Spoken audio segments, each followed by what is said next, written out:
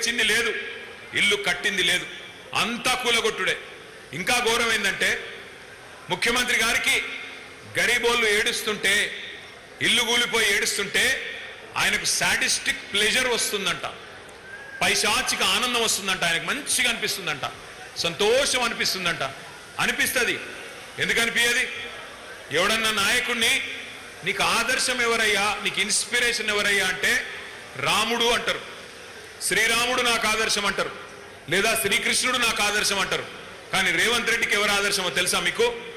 ఒక రావణాసురుడు, ఒక నరకాసురుడు, వాళ్ళను మించిన వాడు హిట్లర్. హిట్లర్ నాకు ఆదర్శం అని బట్లర్ ఇంగ్లీష్లో చెప్తున్నాడు రేవంత్ రెడ్డి. హిట్లర్ హిట్లర్ అంటే ఎవడో ఎరికేనా?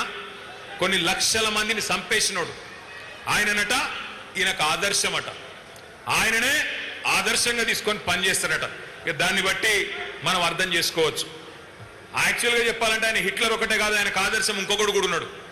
సగం తుగ్లక్ ఉన్నాడు, సగం హిట్లర్ ఉన్నాడు. సగమేమో తుగ్లక్ పనులు, సగమేమో హిట్లర్ పనులు.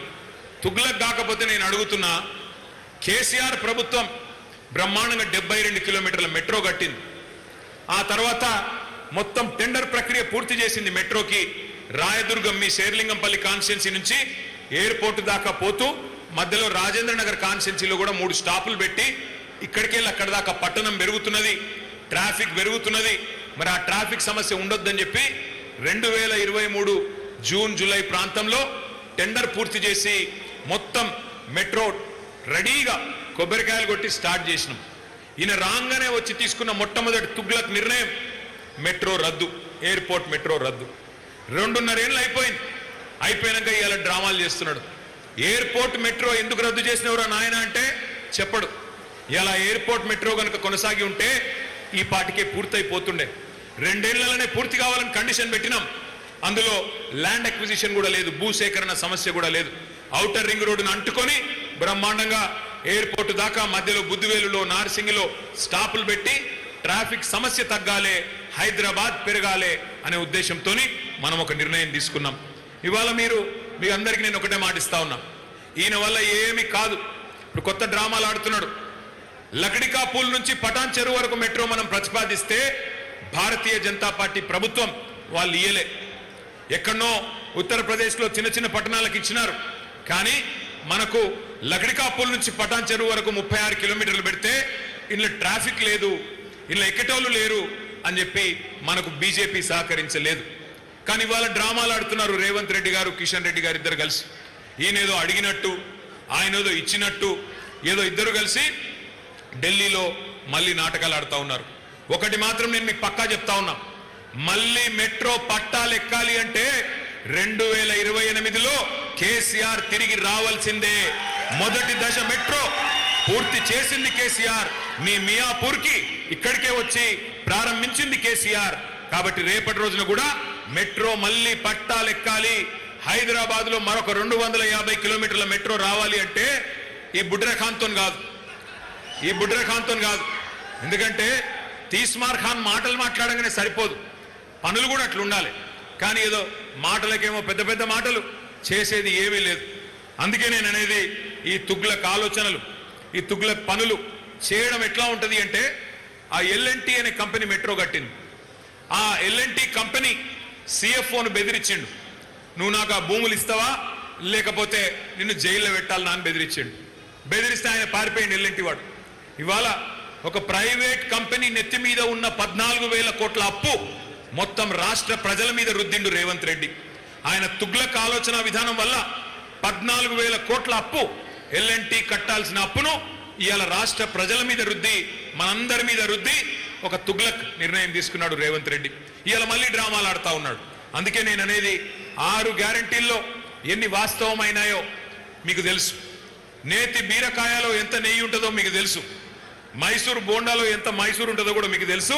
అట్లాగే రేవంత్ రెడ్డి మాటలో నిజం ఎంత ఉంటుందో కూడా మీకు తెలుసు. చెప్పిండు కదా పెద్ద పెద్ద మాటలు. ఏమన్నాడు? తులం బంగారం ఇస్తా అన్నాడు.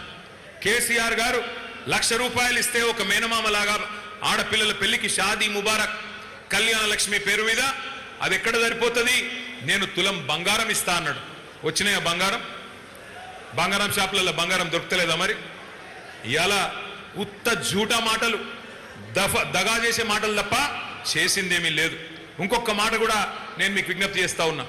ఇవాళ మెట్రో విషయంలో కూడా జరుగుతున్న మోసం వెనుక ఒకటే ఒకటి ఉన్నది. రేవంత్ రెడ్డి ఎజెండా ఎప్పుడు ఒకటే ఉంటుంది. ఆయన ఏ స్కీమ్ తెచ్చినా దాని వెనుక ఒక స్కామ్ ఉంటుంది. ఆయన ఏ స్కీమ్ తెచ్చినా దాని వెనుక ఒక స్కామ్ మాత్రం పక్కా ఉంటుంది. ఆయన కన్నంతా మెట్రో భూముల మీద పడ్డది. లంకె బిందెల కోసం తిరుగుతా ఉన్నాడు. మెట్రో దగ్గర ఒక 280 ఎకరాల విలువైన భూములు ఉన్నాయి. దగ్గర 30,000 కోట్ల విలువ చేసే భూములు. ఆయన అన్నదమ్ములకో, ఆయన బావమరిదికో, ఆయన అల్లునికో కట్టబెట్టడానికే ఆ 280 ఎకరాల భూముల మీద కన్నేసిండు. కాబట్టే ఇవాళ ఆ మెట్రోని స్వాధీనం చేసుకొని 14,000 కోట్ల భారం ప్రజల మీద రుద్ది ఆ భూములను అమ్ముకొని తనకు కావలసిన వాళ్ళకు కట్టబెట్టే ప్రయత్నంలో రేవంత్ రెడ్డి ఉన్నాడు. ఇది వాస్తవం. మీరు చూడండి, రాబోయే రోజుల్లో ఎవరికి అమ్ముతాడు, ఎవరు కొంటారు, ఎట్లా అమ్ముతాడు, ఇవన్నీ మీరు చూస్తారు. కానీ ఒకటి మాత్రం పక్కా, ఈ దగుల్బాజీ కాంగ్రెస్ ప్రభుత్వాన్ని ఇవాళ ఎక్కడికక్కడ రైతులైతేనేమి, హైదరాబాద్లో ఉండే యువకులైతేనేమి, అట్లాగే మా ఆడబిడ్డలైతేనేమి ఎదురు చూస్తా ఉన్నారు. క్యాలెండర్ ఎప్పుడు మారుతుందా, 2028 మళ్ళీ ఎప్పుడు వస్తుందా, మళ్ళీ ఎప్పుడు కేసీఆర్ గారు అక్కడికి వచ్చి ప్రగతి భవన్ లో కూర్చుంటారా, ఎప్పుడు హైదరాబాద్ లో మళ్ళీ మంచి రోజులు వస్తాయా అని ఎదురు చూస్తా ఉన్నారు. రియల్ ఎస్టేట్ మొత్తం పండబెట్టిండు. రియల్ ఎస్టేట్ వాళ్ళు ఉన్నారా? ఎవరని ఇక్కడ ఉన్నారా? బాగుందా రియల్ ఎస్టేట్? రియల్ ఎస్టేట్ మొత్తం పండబెట్టిండు వచ్చినాక.